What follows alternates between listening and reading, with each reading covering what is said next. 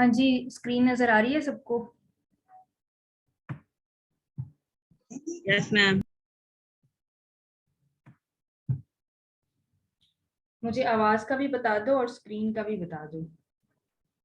Ma'am दोनों चीजें आ रही हैं।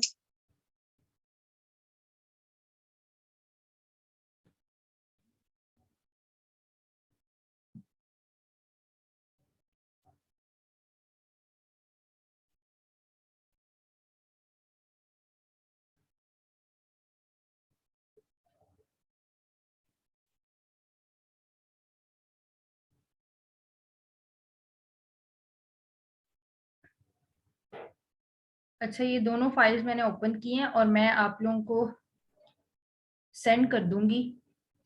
ये मेल भी हो सकती है, लेकिन मेल आईडी आपके सबके पास नहीं है, सबके मेरे पास नहीं है। तो मैं ये गूगल ड्राइव पे अपलोड कर दूंगी, तो आप लोग वहां से सारे डाउनलोड कर देना, या व्हाट्सएप पे ही सेंड कर दूंगी, तो आप लोग वहां से अपने आप को मेल करके तो लैपटॉप में ओपन करना। ठीक है, फोन में ओपन नहीं होगी ये फाइल्स, लैपटॉप में ओपन होंगी। तो लेकिन सेंड करने के लिए मैं व्हाट्सएप से यूज करूँगी। मैम आपकी आवाज अच्छा कट जी, रही देखो है। नोट्स आप लोगों के यहाँ पे हैं। मैंने रफ सा फिल करने की जितनी कोशिश की है, आप लोगों को बस आइडिया ही देना है। सबसे पहले क्वेश्चन नंबर 1 में आप लोगों ने ये देखो कि सबसे पहले यहाँ पे मैंने कॉर्नर में लिखा हुआ है enter data in Minitab slash SPSS as, के दोनों में SPSS और मिनीटैब में एंटर करने का तरीका जो है वो सेम ही है। ये यहाँ पे वैसे मैंने दोनों फाइल जो है वो सेव भी कर दी है और सेंड भी कर दूंगी। तो ये देखो फर्स्ट कॉलम में बिल्कुल सीधा सीधा आपने एंटर करना है। ये क्वेश्चन हमने क्लास में भी किया था। और साइड बाय साइड मैंने कंपैरिजन भी लिख दी है दोनों में, SPSS में क्या स्टेप्स है, मिनी टैब में क्या स्टेप्स हैं, ताकि आप लोग एक ही क्वेश्चन को ना बारी बारी दोनों पे करो और आप लोगों की तैयारी जो है वो इस तरीके से दोनों में हो जाए कि क्या डिफरेंसेस हैं दोनों में। ठीक है, क्या किस उसमें किस सॉफ्टवेयर में कौन सा फीचर है, किस में नहीं है, ये सारी बातें आपको क्लियर हो जाए। अच्छा, सबसे पहले SPSS में आपको पता है एनालाइज, इसमें जाके ये सारे स्टेप्स। अब आप लोग देखो कि आप लोगों ने पेपर में कितने डिटेल्ड स्टेप लिखे हुए थे, लेकिन यहाँ पे मैंने जस्ट इतना सा लिखा है, इतना सा ही लिखना है आप लोगों ने। ठीक है ना, कि एनालाइज में जाते हैं डिस्क्रिप्टिव। सबसे पहले आप लोग ये लाइन लिखोगे कि enter data in mini tab, अगर मिनी टैब का क्वेश्चन होगा तो मिनी टैब का वर्ड यूज करोगे।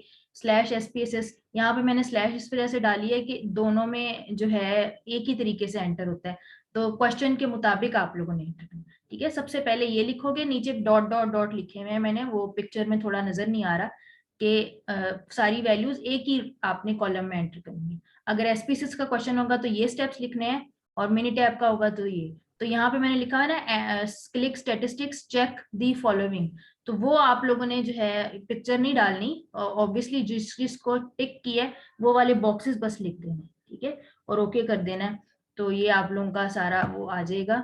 ये क्वेश्चन हमने किया भी था एक दफा, आप दोबारा कहते हो तो कर देती हूँ, वरना सिंपल वो है। How many classes would you recommend, यहाँ पे मैंने लिख दिया कि is equal to 1 + 3.3 log n, इसको सॉल्व करके आंसर निकाल लेना, अप्रोक्सीमेट राउंड ऑफ करके आंसर निकालना। अच्छा, उसके बाद है what lower limit would you recommend, सबसे छोटी, since the smallest value is 51, तो हम लोग 50 वो रिकमेंड करेंगे। उसके बाद हिस्टोग्राम में दोनों में मैंने लिख दिया नॉर्मल कर्व में कैसे वो करते हैं। उसके बाद ये वाले क्वेश्चंस हैं जो आप लोगों को उस दिन करवाए थे, तो एक दफा ये मैं परफॉर्म कर देती हूँ। एनालाइज डिस्क्रिप्टिव स्टैटिस्टिक्स, डिस्क्रिप्टिव में भी जाके भी कर सकते हो, लेकिन फ्रीक्वेंसीज वाले में थोड़ी सी ना ज्यादा ऑप्शंस है, तो आप लोग इधर शिफ्ट करके। अच्छा, अगर फ्रीक्वेंसी टेबल ना मांगा हुआ हो तो बेशक इसको अनचेक कर देना। ठीक है, वो वरना फिर वो फ्रीक्वेंसी टेबल जो है वो शो नहीं करेगा, डिस्प्ले नहीं करेगा। स्टैटिस्टिक्स में जाना है मीन मीडियन मॉड, यहाँ पे मैंने इसी बॉक्स की पिक्चर डाली हुई है, मैक्सिमम मिनिमम रेंज, जो आपको कहा हुआ हो वही चीज, कंटिन्यू और ओके कर देना। और यहीं से हिस्टोग्राम वाला जो क्वेश्चन है वो मैंने यहीं से कहा है कि आप यहीं से चार्ट्स में करके तो हिस्टोग्राम शो नॉर्मल कर। ठीक है, बार चार्ट भी यहाँ से बन सकता है, पाई चार्ट भी यहाँ से बन सकता है। Show normal curve on histogram continue, तो ये सारा कुछ शो कर देगा। ये आपके पास पूरी उसकी भी लिस्ट आ जाएगी, थोड़ा वेट करो।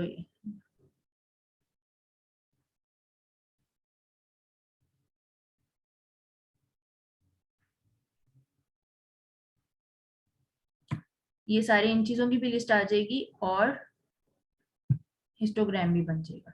ठीक है, वो थोड़ा प्रोसेस होने में टाइम लगा रहा है, चलो बनता रहेगा। यहाँ से देखते हैं। अच्छा, दूसरी चीज देखो मिनी टैब से कैसे होता है, ये हम काफी दफा कर चुके हैं। ऑयल को डबल क्लिक करके वो करना है, स्टैटिस्टिक्स में जाके सारी चीजों को ओके कर देना है। अनचेक करना, और जिसको नहीं कहा हुआ वो अनचेक कर देना, सब कुछ नहीं फाइंड करना।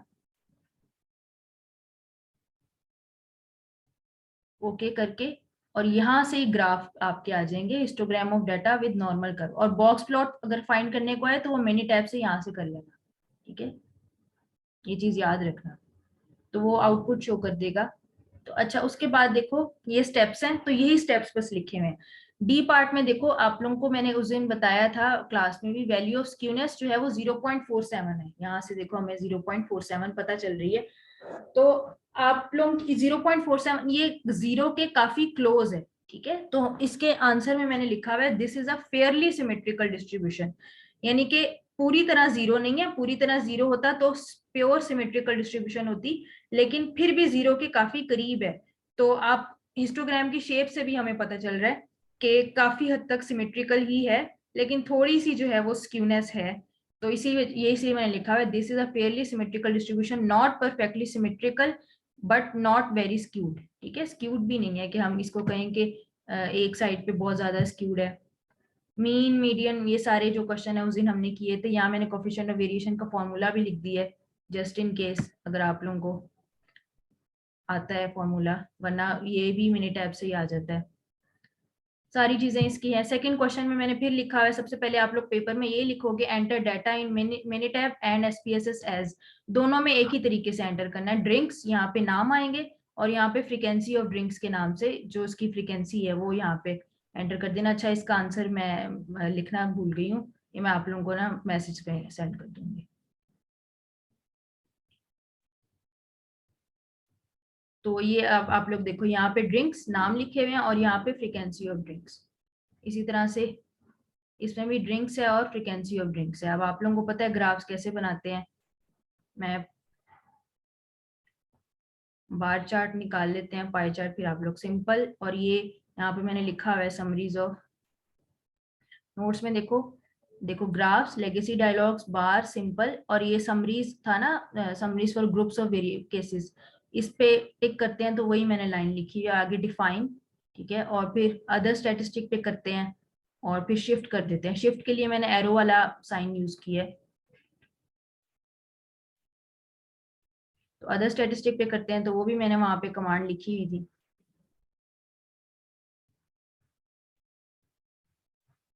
और कैटेगरी में ड्रिंक, ये पाई चार्ट की भी सेम यही कमांड्स हैं ऑलमोस्ट। तो आप लोग देखो कि मिनी टैब में भी इसी तरीके से करना है और मिनी टैब के स्टेप्स लिखे हुए हैं। पाई चार्ट की भी सेम यही कमांड है, बस जहाँ पे वो मीन होता है वहां पे सम ऑफ वेरिएबल को चेक करना है। ठीक है, तो जो जो कमांड्स आपने किए हैं देखो शॉर्ट सा करके तो आपने उसको लिख देना है। उसके बाद थर्ड क्वेश्चन पे आ जाओ डायरेक्ट। ये हमने क्लास में उस दिन किए थे और स्टेप्स काफी सिंपल हैं, इसलिए मैं ज्यादा नहीं करके दे रही पाई चार्ट और बार चार्ट को।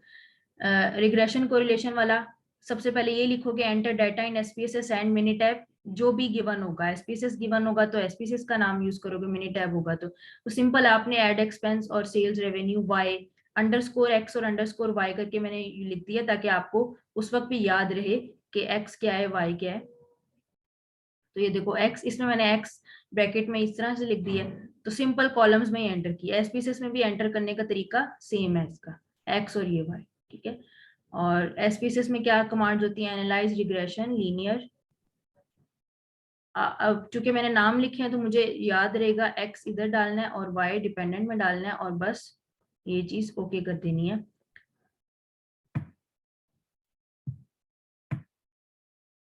तो ये आप लोगों के पास ये 3-4 टेबल्स आ जाएंगे, इनको अभी हम देखते हैं। और कोरिलेशन के क्या होते हैं कमांड्स, कोरिलेट, बाइवेरिएट और एक्स और वाई दोनों को।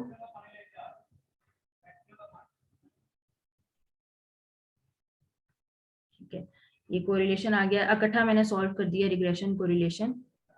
और इसमें कैसे करते हैं, रिग्रेशन यहाँ से, रिग्रेशन दोबारा, और फिट रिग्रेशन मॉडल।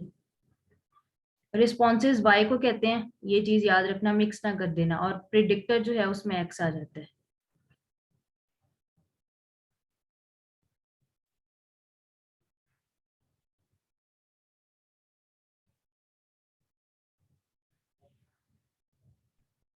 चलो ये काफी स्लो हुआ है इस वक्त। तो ये आप लोगों की इक्वेशन यहाँ पे वैसे ही आ गई, और ऊपर बाकी की चीजें भी शो हो जाती हैं, ठीक है, आर स्केयर वगैरह। अच्छा, अब ये एक दफा रन कर दिया, कोरिलेशन भी रन कर दूं साथ ही, फिर मैं बताती हूँ। कोरिलेशन यहाँ से बेसिक स्टैटिस्टिक्स में जाके है कोरिलेशन। तो इसी तरह से एक्स और वाई को आप लोग ट्रांसफर कर दो, और ये इसको टिक रहने देना, डिस्प्ले पी वैल्यूज। तो ये देखो आपके पास पी वैल्यू भी आ गई और ये भी आ गई, ठीक है, दोनों के आउटपुट्स आ गए हैं। अब जरा हम इस पे देख लेते हैं सॉल्व कैसे करना है, मतलब मैंने वो लिख दिया। पहला पार्ट तो यही पूछा हुआ है ना कि इंडिपेंडेंट वेरिएबल कौन सा, डिपेंडेंट कौन सा है। तो जो हमने प्रिडिक्ट करना होता है, एस्टिमेट करना होता है, या फोरकास्ट करना होता है, या जो स्टडी कर रहे होते हैं, वो आपका वाई होता है। और ऑन द बेसिस ऑफ, जिसकी बेसिस पे कर रहे होते हैं, जिसकी हेल्प से कर रहे होते हैं, वो आप लोगों का एक्स होता है। तो यहाँ पे मैंने बता दिया, ठीक है। ये क्वेश्चन तो आप लोगों ने पहले किया हुआ है, लेकिन अगर कोई डिफरेंट भी आ जाए तो आप लोगों के लिए अंदाजा लगाना आसान होना चाहिए। बी पार्ट है plot the information in a scatter diagram. अच्छा, ये भी हमने किया था इसमें ग्राफ्स में जाके। तो आप लोग स्कैटर प्लॉट करते हो, सिंपल ओके करते हो। ये y वेरिएबल में y को एंटर कर दोगे, x वेरिएबल में x को, ठीक है। मैं अभी इसको बना नहीं रही। और इसमें कैसे करते हो, ग्राफ्स में जाके, यानी उसमें भी ग्राफ्स में जाते हो, इसमें भी ग्राफ में जाते हो। Scatter dot, simple scatter define, और y एक्सिस पे y को, x एक्सिस पे x को। इसको मैं अभी कैंसिल कर रही हूँ, ओके करने से वो बन जाना है। कैंसिल कर रही हूँ क्योंकि स्लो हुई हुई है आउटपुट काफी, तो वो फिर आपके रिजल्ट्स वो हो जाएंगे, ठीक है। ये देखो मैंने सिंपल से स्टेप्स यहाँ पे लिख दिए हैं। ये एसपीसीएस की आउटपुट है, ये मिनीटैब की आउटपुट है। उसके नीचे देखो यहाँ पे सी पार्ट है। ए पार्ट ये हो गया, B part scatter plot, C part है आप लोगों का compute the coefficient of correlation, is the relationship direct, inverse, direct और इनवर्स, स्ट्रॉन्ग और वीक। तो एसपीसी का स्टेप ये, एनालाइज, कोरिलेट, बाइवेरिएट। हमने ऐड एक्सपेंस को और उसको वाई को शिफ्ट किया, इन वेरिएबल्स ओके कर दिया, बस इतने से स्टेप्स लिखने हैं। और मिनी टैब के क्या है, स्टैट, बेसिक स्टैटिस्टिक्स, कोरिलेशन, और दोनों को हमने वेरिएबल में शिफ्ट कर दिया। तो तकरीबन सेम स्टेप्स ही। ये आप लोगों का एसपीसीएस का आउटपुट है, और ये मिनी टैब का आउटपुट यहाँ पे मैंने राइटिंग से लिख दिया। तो आप लोग देखो कि आउटपुट आप लोगों ने ना, ये टेबल जिस तरह ये एसपीसीएस का टेबल है, या वहां पे नहीं बनाना, ठीक है। मैंने सिर्फ आप लोगों को वैल्यूज शो करने के लिए ये टेबल बनाया है। आप लोगों ने नहीं बनाना, सिर्फ और सिर्फ कोरिलेशन की वैल्यू लिखनी है, जो कि ये है। यानी कि आप लोगों ने सिर्फ ये लिखना है, ये मैंने लिखा हुआ है, only right value of correlation, do not mention the table on paper. Paper में आप लोगों ने ये टेबल मेंशन नहीं करना, सिर्फ ये कोरिलेशन की वैल्यू, ये 0.965 ये लिखी है। आर कहते हैं कोरिलेशन को, 0.965। तो पॉजिटिव साइन है तो डायरेक्ट हो गया, और वैल्यू बहुत हाई है, 96% है, तो स्ट्रॉन्ग हो गया, ठीक है, डायरेक्ट स्ट्रॉन्ग रिलेशनशिप। अगर साथ माइनस का साइन होता तो इनवर्स हो जाता, और 50% से नीचे की वैल्यूज होती हैं तो वो वीक रिलेशनशिप हो जाता है, ठीक है। 0.5 से नीचे अगर वैल्यू है ना, तो उसको हम वीक कहते हैं, और अगर 0.5 या उसके अराउंड है तो वो मॉडरेट रिलेशनशिप होता है, ना स्ट्रॉन्ग ना वीक, नॉर्मल होता है। अच्छा, उसके बाद डी पार्ट देखो, ये आप लोगों का इंपॉर्टेंट है। Can you conclude the coefficient of correlation is greater than 0 using the 0.05 significance level. जब भी आप लोगों को होना कि कैन यू कंक्लूड या टेस्ट करने को का वर्ड यूज हो यूजिंग द सिग्निफिकेंस लेवल, तो समझ जाना हाइपोथेसिस टेस्टिंग करनी है। सबसे पहले तो ये आप लोगों ने समझ जाना ना कि हमने यहाँ पे हाइपोथेसिस टेस्ट करनी है, और किसकी हाइपोथेसिस टेस्ट करनी है, कोफिशिएंट ऑफ कोरिलेशन। तो आप लोगों को पता है, यानी आर की। तो आप लोगों को पता है कि हाइपोथेसिस में हम लोग पॉपुलेशन का पैरामीटर लिखते हैं, ठीक है, आर नहीं लिखेंगे। कोरिलेशन कोफिशिएंट पॉपुलेशन में रो को कहते हैं, ये पी नहीं है, ये रो है। आप लोगों का सिंबल जो होता है। तो पूछा क्या हुआ है, can you conclude the coefficient of correlation is greater than 0। तो आप लोगों की अल्टरनेटिव में ग्रेटर देन 0 आ जाएगा, और नल में हम लोग mostly less than equal to वैसे तो लिखते हैं, वरना इक्वल भी लिख देते होते हैं, ठीक है। तो वो मैंने लिख दिया। और अल्फा आप लोगों का 0.05, और टेस्ट स्टेटिस्टिक में टी स्टेटिस्टिक लिख देना। इसकी इसकी बकायदा जो है ना होती है टेस्ट स्टेटिस्टिक, लेकिन वो लर्न करने की जरूरत नहीं है। 4 स्टेप में कैलकुलेशंस, इसके नीचे मैंने लिखा है write SPSS Minitab steps from C part.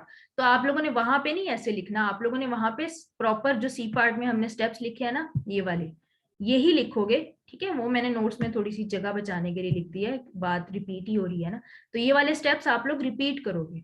Paper में इस तरीके से नहीं लिखना, लेकिन मैंने यहाँ पे वो चीज रिपीट हो रही थी इस वजह से। अच्छा आप देखो डिसीजन जो है पी वैल्यू के तौर पे वो बनाएंगे, मतलब याद क्या करना है कि कोरिलेशन कोफिशिएंट रो होता है आप लोगों का, ठीक है, पी की तरह का, लेकिन पी नहीं होता, उसकी शक्ल इस तरह से है, इसको रो कहते हैं। क्या तो ये बाकी स्टेप्स आप लोगों ने तो देख के, इसमें तो लर्न कुछ भी करने वाला नहीं है। पी वैल्यू को देख के हम लोगों ने डिसीजन बनाना होता है ना, तो पी वैल्यू आप लोगों की ये है, जो आप लोगों की जहां पे भी ये सिग्निफिकेंट वैल्यू लिखी होगी ना SIG, ये आप लोगों की पी वैल्यू होती है। देखो मैंने एरो करके यहाँ पे शो भी कर दी है, तो पी वैल्यू क्या है 0.035, ठीक है। तो ये एसपीएसएस में खुद ही शो होता है, और मिनी टैब में भी वो खुद ही शो करता है, ठीक है। ये देखो मिनी टैब में भी, ये देखो पी वैल्यू 0.035 उसने खुद ही शो कर दी, हमने जब कोरिलेशन की उसको कमांड दी। और रिग्रेशन में भी उसने यहाँ पे खुद ही ये टेबल के साथ शो कर दिया। तो 0.035 आपकी पी वैल्यू है, तो पी वैल्यू अल्फा से छोटी है, तो हम लोग एच नॉट रिजेक्ट कर देंगे। और एच नॉट रिजेक्ट करने का मतलब क्या है कि रो इक्वल टू 0 हम लोग रिजेक्ट कर देंगे। इसका मतलब है कि जो हमारा, इसको हम कंसिडर कर लेंगे ना, एच नॉट को रिजेक्ट कर दिया, कंसिडर किसको किया, अल्टरनेटिव को। और अल्टरनेटिव में हमने क्या चेक करना था कि कोरिलेशन कोफिशिएंट जो ग्रेटर देन 0 है, यानी कि पॉजिटिव है, ठीक है। तो इस वजह से मैंने यहाँ पे लिख दिया पॉजिटिव कोरिलेशन है दोनों के दरमियान, ठीक है। ग्रेटर देन 0 का मतलब यही हुआ ना, पॉजिटिव कोरिलेशन है दोनों वेरिएबल्स के दरमियान। कौन से वेरिएबल के दरमियान, एड एक्सपेंस और सेल्स रेवेन्यू, एक्स और वाई के दरमियान, ठीक है। तो ये सिंपल सी थी, सिर्फ पी वैल्यू को आपने यूज करना है और कुछ भी नहीं यहाँ पे यूज करना है, ठीक है। और ये याद रखना है कि कोरिलेशन कोफिशिएंट का रो होता है पॉपुलेशन पैरामीटर, हाँ पॉपुलेशन पैरामीटर। और उसके बाद ई पार्ट क्या है, compute the coefficient of determination, इसको आर स्केयर कहते हैं, इसका भी नाम याद रखना, coefficient of determination R square को कहते हैं। तो ये आप लोगों को पता है, जब हमने एसपीएसएस का आउटपुट निकाला, तो ये जो 2-3 टेबल आते हैं, ये कोरिलेशन का है। ये मॉडल समरी में जो आप लोगों की आर स्केयर की जो वैल्यू आती है 0.931, ये आप लोगों की आर स्केयर है। अगर एडजस्टेड आर स्केयर पूछा हो तो वो ये वैल्यू है, वरना सिंपल आर स्केयर हम 0.931 यही होता है, ठीक है। और मिनी टाइम में देखो, तो मिनी टाइम में थोड़ा सा ऊपर करके देखते हैं, ये देखो ये आर स्केयर की वैल्यू 93.01, वही चीज है 93.1। तो ये मिनी टैब आउटपुट ये मैंने इसका लिख दिया 0.931 ये, और R square is equal to 0.931, ये मिनी टैब है, ये एसपीएसएस है, ठीक है। ये स्टेप्स हैं एसपीएसएस के, और ये मिनी टैब के स्टेप्स हैं। तो इंटरप्रिटेशन मैंने यहाँ पे लिख दी है, ये सॉरी ऊपर वाले मिनी टैब स्टेप्स हैं, नीचे वाले एसपीएसएस स्टेप्स हैं। फिर वही बात, टेबल बनाना नहीं है, सिर्फ टेबल में से वैल्यू देखनी है। और इंटरप्रिटेशन क्या लिखा है, 0.93 या 93% of the variation in Y. आप लोग पेपर में भी ऐसे लिखोगे, of the variation in Y, paper में वाई कुछ और होगा, तो ब्रैकेट में जो वाई उस टाइम होगा वो लिखोगे, is explained bye variation in x, वहां पे जो एक्स होगा ब्रैकेट में उसका नाम लिखोगे। बाकी इंटरप्रिटेशन की लाइन यही याद रखनी है, ठीक है। और वैल्यू जो उस वक्त आर स्क्वायर की होगी वो लिखोगे। अगली है डिटरमिन द रिग्रेशन इक्वेशन, उसके भी देखो मिनी टैब में same regression steps as part E, तो ई पार्ट वाले यही सेम स्टेप्स हमने किए थे, तो हमारे पास ये तीनों टेबल ही आते हैं ना, हम अलग स्टेप्स तो नहीं करते, एक ही स्टेप करते हैं तो हमारे पास ये टेबल आते हैं। तो यहाँ से इस वाले टेबल से हम लोग निकालते हैं वैल्यूज। तो ये देखो, तो ये वही बात कि आप लोगों ने टेबल बनाना नहीं है, सिर्फ टेबल से ए और बी की वैल्यू लिखनी है। यहाँ पे सेम स्टेप्स एज पार्ट ई, उसमें भी सेम स्टेप्स। मिनी टाइम में पूरी वो इक्वेशन शो करता है, और एसपीएसएस में वो इस तरह से टेबल शो करता है। तो ये ए है, ये देखो कांस्टेंट ए है, और ये ऐड एक्सपेंस ये बी है। तो कांस्टेंट 1.5 इसकी वैल्यू है ए की, और बी की वैल्यू 2.2 है। तो y is equal to A plus B X 1.5 plus 2.2, और मिनी टाइम में वो पूरी इक्वेशन खुद ही शो कर देता है, ठीक है। इसमें आप लोगों ने बनाना है। अच्छा जी, उसके बाद देखो, तो ए आप लोगों को थर्ड सेमेस्टर में बताया हुआ है कि ए आप लोगों का इंटरसेप्ट होता है, बी आप लोगों की स्लोप होती है, ठीक है। ए की वैल्यू 1.5 है, बी की वैल्यू 2.2 है। तो इंटरप्रेट करने को आप लोगों का interpret the values of A and B, या इंटरप्रेट द रिग्रेशन इक्वेशन आए, तो ये आप लोग लिखोगे लाइन। अच्छा ये पेज थोड़ा सा ब्लर है, अगर कोई ज्यादा समझ में नहीं आती है तो आप लोगों को मैं पिक्चर उस पेज की दोबारा सेंड कर दूंगी। पीडीएफ बनाते हुए थोड़ा सा हिल जाता है। और किसी को नोट्स अगर ये चाहिए हो फोटोकॉपी करवाने के लिए, तो जिस दिन आप लोग आओ ट्यूसडे वेंसडे जब भी आप लोगों का पेपर है तो फोटोकॉपी करवा के तो मुझे नेक्स्ट डे रिटर्न कर देना फिर। अच्छा, क्या इसकी इंटरप्रिटेशन है? द स्लोप इज 2.2, ठीक है, 2.2 है ना B. This indicates that a unit increase in X. मैंने आप लोगों को बताया था कि एक्स में अगर 1 यूनिट बढ़ाएं तो वाई जो है वो बी के हिसाब से बढ़ता है, या अगर माइनस हो तो कम होता है, ठीक है। इस केस में प्लस है इसीलिए इंक्रीज का वर्ड यूज हो रहा है, माइनस हो तो डिक्रीज का वर्ड यूज होगा। एक्स में 1 यूनिट बढ़ाने से वाई 2.2 के हिसाब से बढ़ता है या कम होता है, ठीक है, बी के हिसाब से मतलब के। तो इस केस में यूनिट इंक्रीज यानी कि एक्स आप लोगों का मिलियंस में है ना, ठीक है, ये देखो ऊपर क्वेश्चन में देखो, वाई और एक्स दोनों आपके मिलियन में है, ब्रैकेट में लिखा हुआ है मिलियन डॉलर। इसका मतलब है कि एक्स में अगर हम 1 यूनिट बढ़ाएं यानी कि 1 मिलियन बढ़ाएं तो वाई आपका 2.2 के हिसाब से बढ़ेगा, यानी कि 2.2 मिलियन के हिसाब से बढ़ेगा। यानी कि एड्स पे अगर हम 1 मिलियन का खर्चा करें तो हमारी जो सेल्स हैं वो 2.2 मिलियन के हिसाब से बढ़ेंगी, ठीक है, हर मिलियन के बढ़ाने से, ठीक है। ये आप लोगों की उसकी थी, ये मैंने लाइन लिख दी है, और पेपर में भी पूरी लाइन ऐसे ही रहेगी, बस एक्स वाई का नाम चेंज होगा और बी की वैल्यू चेंज होगी। और इंटरसेप्ट की क्या है? The intercept is 1.5 if slope is 0, if slope was 0, अगर स्लोप 0 होती तो सेल्स आपकी कितनी होती? 1.5 मिलियन डॉलर, ठीक है। यानी कि स्लोप, इंटरसेप्ट की यही इंटरप्रिटेशन होती है कि स्लोप 0 हो जाए तो फिर आप ये काम आती है हमारे, तब वो उस चीज के इक्वल होता है वरना। और ये हमने उस दिन किया था, estimate sales when 3 million spent on advertising, तो y is equal to a plus B X, X की जगह पे 3 डाला, सॉल्व किया 8.1। यानी कि अगर हम 3 मिलियन लगाते हैं एड्स पे तो हमारी सेल्स ओवरऑल कितनी होंगी सब मिला के? 8.1 मिलियन, यानी ये डबल से भी ज्यादा सेल्स होंगी अगर हम 3 मिलियन डॉलर अपनी एड्स पे लगाते हैं। अच्छा, अब देखो ऊपर हमने की थी कोरिलेशन कोफिशिएंट की टेस्टिंग, अब हम कर रहे हैं बीटा की टेस्टिंग यानी कि रिग्रेशन कोफिशिएंट की टेस्टिंग। कोरिलेशन कोफिशिएंट आर होता है और पॉपुलेशन का रो होता है। आप लोगों का जो रिग्रेशन कोफिशिएंट है वो तो ए और बी दोनों ही होते हैं, लेकिन मेन रिग्रेशन कोफिशिएंट क्या होता है? बी, स्लोप, ठीक है। तो बी के लिए हम लोग बीटा की टेस्टिंग, बी आप लोगों का सैंपल में होता है जो हम एस्टिमेट करते हैं, और बीटा आप लोगों का पॉपुलेशन होता है, ठीक है। तो इसमें हमने उसकी टेस्टिंग करनी है, बीटा की testing at the 0.05 significance level. वही बात यहीं से पता चल रहा है कि टेस्टिंग करनी है। Can we conclude that the slope of regression line is positive, तो ग्रेटर देन 0 वाली आप लोगों की अल्टरनेटिव आएगी। अल्फा 0.05 टेस्ट स्टेटिस्टिक टी इसका फॉर्मूला होता है, लेकिन वही बात के यहाँ पे बस आप लोग टी स्टेटिस्टिक लिख दो। कैलकुलेशन आप लोगों के जो पार्ट ई में स्टेप्स थे वही यहाँ पे भी मेंशन होंगे, ठीक है। और उसके बाद डिसीजन कहाँ से बनाना है? अच्छा, ये ऊपर आ जाओ थोड़ा सा, ये आप लोगों का जो वही जो रिग्रेशन के जो सिंपल स्टेप्स होते हैं ना उसमें जो ये वाला टेबल आता है, तो ये बी के कोरिस्पॉन्डिंग जो टी की वैल्यू है ना वो यहाँ पे आएगी, टी इज इक्वल टू 5.185, ठीक है, T value for beta testing. लेकिन आप लोग जो है वो टी की जो वैल्यू होती है ना, कैलकुलेटेड वैल्यू, वो हमें हमारे पास बेसिकली यूज कब होती है? जब हम क्रिटिकल रीजन का काम कर रहे हो। लेकिन अभी जो हम एसपीएसएस मिनीटैप में जो ये टेस्टिंग करते हैं ना वो पी वैल्यू की हेल्प से करते हैं, तो टी का कोई खास रोल नहीं होता, लेकिन आप लोगों ने लिखनी है वैल्यूज की। और डिसीजन किसके उसके होता है? मदद से पी वैल्यू की उससे। तो ये बिल्कुल जो बी वाली रो में आप लोगों की पी वैल्यू है ना, सिग्निफिकेंट देखो SIG पी वैल्यू, ठीक है, तो ये आप लोगों की पी वैल्यू है बीटा टेस्टिंग के लिए, तो 0.035। तो इसकी मदद से आप लोग डिसीजन करोगे। अल्फा आप लोगों का 0.05 है, तो आप लोगों को पता है since P value is less than alpha, P value जब छोटी हो तो हम H0 रिजेक्ट कर देते हैं। और H0 रिजेक्ट करने का मतलब क्या है? बीटा इज इक्वल टू 0, ये रिजेक्ट कर दिया और ये कंसिडर कर लिया, इसका मतलब है कि स्लोप हमारी पॉजिटिव है। यानी हम ये कंसिडर कर सकते हैं कि हमारी रिग्रेशन लाइन यानी कि स्लोप उसकी रिग्रेशन लाइन की वो पॉजिटिव है, ठीक है। ये आप लोगों की टेस्टिंग है, तो ये इसी तरह का क्वेश्चन होगा स्लोप का। नेक्स्ट क्वेश्चन है काई स्क्वायर वाला। अच्छा, काई स्क्वायर का क्वेश्चन हम लोग एंड पे करते हैं, उसकी मैं वजह आप लोगों को बताती हूँ। यहाँ पे मैंने ना मेंशन भी कर दिया काई स्क्वायर का।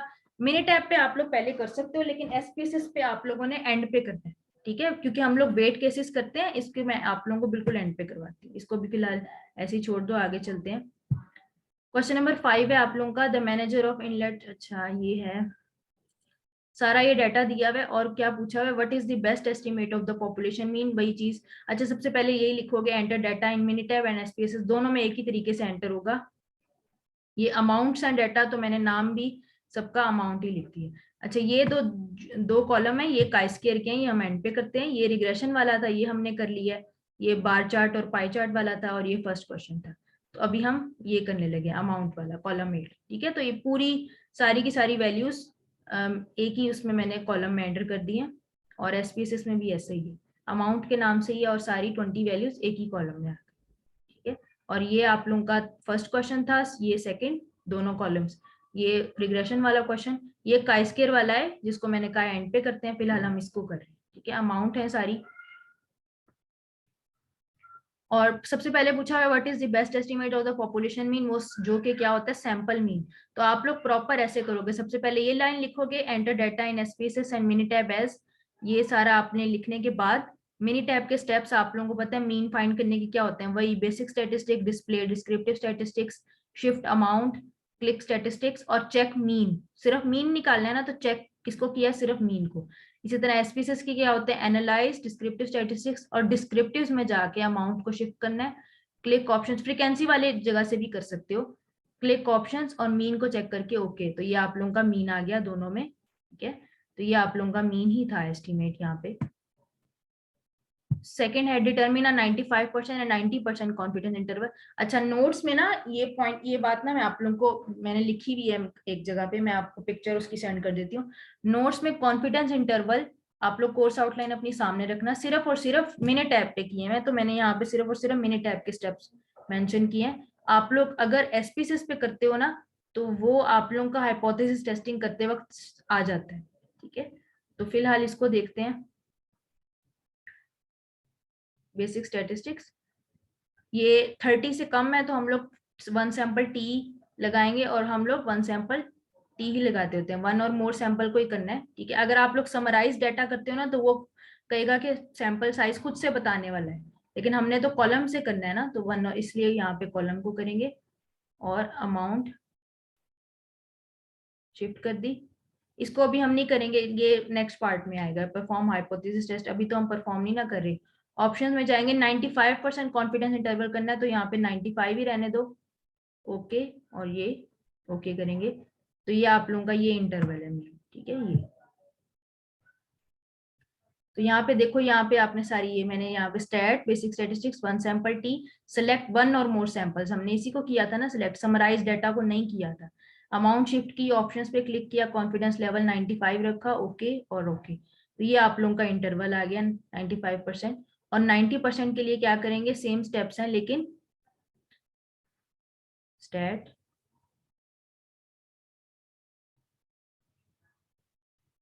और इसको बाकी ऐसे ही रहने देना, ऑप्शंस में जाके 95 की जगह पे 90 कर दो। ठीक है, तो ये स्टेप इसका इंपॉर्टेंट था। तो देखो वो 90% कॉन्फिडेंस इंटरवल शो कर रहा है। ठीक है, उसके बाद उसने पूछा हुआ which interval is larger, explain why. अच्छा, इसकी मैंने एक्सप्लेनेशन नहीं लिखी। 90% वाला जो कॉन्फिडेंस इंटरवल है वो स्मॉलर है, माइनस करके ना अपर लिमिट को लोअर लिमिट से आपको दोनों की रेंज पता चल जाएगी। एक्सप्लेनेशन मैं लिखना भूल गई उसकी। नेक्स्ट देखो, from 95% confidence interval would it be reasonable. ये तो मैंने ये लाइन मैंने खुद से ऐड किया, फ्रॉम द 95% कॉन्फिडेंस इंटरवल। आप लोगों को खाली ऐसे भी आ सकता है, would it be reasonable to conclude, यानी यहाँ से भी आ जाता है that the mean amount spend per shopping visit by customer is more than $50। तो यहाँ पे टेस्ट करने की बात नहीं आ रही, क्योंकि उन्होंने सिग्निफिकेंस लेवल के तौर पर नहीं पूछा हुआ, या ये नहीं पूछा हुआ कि वुड इट बी सिग्निफिकेंट, या इस तरह करके नहीं पूछा हुआ। तो आप लोग समझ जाना कि ये इंटरवल से देख के बताना है। तो वैल्यू ऑफ $50, 95% कॉन्फिडेंस इंटरवल से देखो, तो $50 जो है, ये हमारा इंटरवल जो था वो 53 तक था। तो $50 उसमें लाई कर रहा है इंटरवल में, तो हम कहेंगे कि ये रीजनेबल है, हमारी पॉपुलेशन वैल्यू वो हो सकती है $50। ठीक है, उसके बाद उन्होंने पूछा व्हाट अबाउट $60, लेकिन $60 इस इंटरवल में लाई नहीं कर रहा, तो हम कहेंगे इट इज अनलाइकली कि पॉपुलेशन मीन क्या है, $60 हो। ये इतना पॉसिबल नहीं है। E part at 5% level of significance, यहाँ पे आप लोग समझ जाना कि अब टेस्टिंग करनी है, ऊपर टेस्टिंग नहीं करनी थी, इधर करनी है। Would it be reasonable to conclude that the mean shopping amount, ये सारी इज मोर देन $50 आप लोगों का, यानी कि क्या हाइपोथेसिस होगी, ये नीचे मैंने लिखा हुआ है स्पीसीज और मिनी टैब पे। मिनी टैब के ये स्टेप्स हैं और एसपीसिस के ये स्टेप्स हैं और नीचे मैंने हाइपोथेसिस टेस्टिंग की हुई है। तो मिनी टैब के स्टेप्स आप लोगों ने बिल्कुल जो कॉन्फिडेंस इंटरवल वाले स्टेप्स हैं उसी में जाना है। 1 सैंपल टी इसको कर देना। अब यहाँ पे टिक करोगे, हाइपोथेसाइज मीन आपका 50 है और ऑप्शंस पे क्लिक करोगे ना तो आप लोगों ने एक तो इसको 95 करो दोबारा से, क्योंकि उसने 5% लेवल 5% मांगा हो तो 95, 10% मांगा हो तो 90, 1% हो तो 99। ठीक है, तो ये आप लोगों का ग्रेटर देन का पूछा हुआ है तो ग्रेटर वाला करके ओके कर दोगे और फिर ओके। ठीक है, ये देखो उसने test of mu is equal to 50 versus greater than 50, ये टी वैल्यू भी दे दी और पी वैल्यू भी दे दी है उसने। ठीक है, और मिनी टैब में कैसे होता है, एसपीसीएस में sorry, analyse compare means 1 sample T test. ठीक है, ये याद रखना है, एनालाइज कंपेयर मींस और 1 सैंपल टी टेस्ट। अमाउंट इस वाले को हम कर रहे हैं ना, टेस्ट वैल्यू आप लोगों की 50 और ओके। अच्छा, अब इन दोनों का मैं फर्क बताने लगी हूँ। यहाँ पे ये टेबल आ गया और ये इसने वैसे दूसरी चीजें दे दी हैं, तो हमारी टी वैल्यू ये आ गई और डिग्रीज ऑफ फ्रीडम और पी वैल्यू ये आ गई। अच्छा, थोड़ा सा आप फर्क देखो, यहाँ पे टी वैल्यू -0.32 है, यहाँ पे भी -0.32 है। ठीक है, यहाँ पे पी वैल्यू एसपीसीएस में 0.75 है, यहाँ पे 0.62 है, पी वैल्यू में फर्क आ रहा है। अच्छा, इसका ये जो फर्क है ना, ये इस वजह से है कि एसपीएसएस में बकायदा ऑप्शन होती है कि आप उसको 1 टेल का बताओ कि ये आपका 1 टेल टेस्ट है, ग्रेटर देन की ऑप्शन वहां पे होती है, जबकि एसपीएसएस जो है वो जो पी वैल्यू देता है वो ग्रेटर लेस की कुछ भी नहीं देता, वो 2 टेल की दे देता है। ठीक है, इसी वजह से पी वैल्यूज की फर्क है और मिनिटैब ने बिल्कुल एक्यूरेट पी वैल्यू दी है। ठीक है, डिसीजन तो एक जैसा ही बनना है दोनों का, लेकिन पी वैल्यू में इतना बड़ा फर्क है किसकी वजह से कि एसपीएसएस जो है वो 1 सैंपल टी को ग्रेटर और लेस का के अकॉर्डिंग पी वैल्यू नहीं देता, 2 टेल के अकॉर्डिंग ही दे देता है। और जो मिनी टैब है वो बकायदा 1 टेल के अकॉर्डिंग ही देता है, उसको पता होता है कि अगर हमने ग्रेटर लिखा है तो हमने वही चीज ग्रेटर करके ही करनी है। तो आप लोगों को बेहतर है, आप लोगों को अगर आए तो बेहतर है कि आप लोग 1 सैंपल टी टेस्ट की पी वैल्यू जो है वो मिनी टैब से देखो। ठीक है, ये पॉइंट नोट कर लो, बेशक लिख लो कहीं पर। तो मैंने परफॉर्म दोनों से कर दिया, लेकिन ये फर्क होता है। तो ये देखो नीचे फिर मैंने लास्ट में टेस्ट लिखे हुए हैं। ग्रेटर का हमने पूछा ना, अल्टरनेटिव ये H1 मैं लिखना भूल गई हूँ। H1 आप लोगों का ये है, H0 ये है, अल्फा ये टेस्ट स्टैटिस्टिक ये वाली क्योंकि कॉमन होती है ये मैंने इस वजह से यहाँ पे लिख दी है। और आप लोगों ने यहाँ पे स्टेप्स लिखने हैं मिनी टैब एसपीएसएस वाले, ये जो यहाँ पे हमने लिखे हैं। टी की वैल्यू और पी वैल्यू के मुताबिक आपने अल्फा से कंपेयर करके डिसीजन बना देना। We do not reject H0। ठीक है, यानी डिसीजन हमारा अब काफी आसान हो गया। क्वेश्चन नंबर 6 है 1 वे एनोवा। ठीक है, 3 सैंपल्स है ना, 2 से ज्यादा सैंपल हो जाएं तो हमारे पास एनोवा होता है, और चूंकि ये एक ही साइड पे दिया हुआ है, जस्ट रोज दी हुई है, तो आप लोगों का ये 1 वे एनोवा एक तरीका इसका जज करने का ये भी है। ठीक है, तो आप लोगों को यहाँ पे मैंने अलग अलग करके लिख दिए हैं। सबसे पहले आप लोग यही लिखोगे, एंटर डाटा इन एसपीएसएस या मिनी टैब, इसमें ऐसे लिखना है। अच्छा, पहले मैंने एसपीएसएस में किया हुआ, एसपीएसएस में देखो कैसे एंटर करना है। ये बैंकिंग, रिटेल, इंश्योरेंस ये है, तो एसपीएसएस में कैसे एंटर किया हुआ है, वन एनोवा ऑब्जर्वेशन के नाम से मैंने इसका नाम दे दिया, और इकट्ठा मैंने एक ही कॉलम में एंटर कर दिए हैं।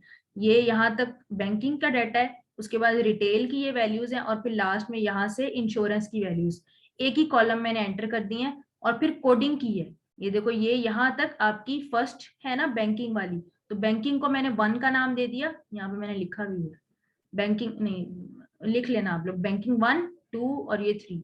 ठीक है, 1 2 3, तो बैंकिंग 1 इसकी कोडिंग वो कर दी, रिटेल की कोडिंग 2 और इंश्योरेंस की कोडिंग 3। तो एसपीएसएस में इस तरीके से एंटर करना है डाटा, मिनी टैब में थोड़ा डिफरेंट करना है। तो पहले हम एसपीएसएस का देख लेते हैं। एसपीएसएस के स्टेप्स हैं एनालाइज, कंपेयर मींस और 1 वे एनोवा। चलो यहाँ से आता है 1 वे एनोवा, और डिपेंडेंट लिस्ट में आप लोगों ने ऑब्जर्वेशन डाल देनी है और कोडिंग आप लोगों ने फैक्टर। ठीक है, ओके कर देना, आउटपुट आ जाएगी। तो ये मैंने यहाँ पे आउटपुट लिख दी है। अच्छा, अब क्वेश्चन देखो, यानी स्टेप्स ये थे और डाटा एंटर करने का तरीका ये था। तो सबसे पहले ए पार्ट है state the null and alternative hypothesis, तो वो लिख दी है। उसके बाद डिसीजन रूल क्या होता है वो लिख दिया है, सिंपल डिसीजन रूल। और ये यहाँ पे एसपीसिस के स्टेप सारे लिख दिए हैं। अच्छा, क्लास एंड होने लगी, आप लोग फिर रीज्वाइन कर लेना फौरन। मैम आपने रिकॉर्डिंग की है क्लास की?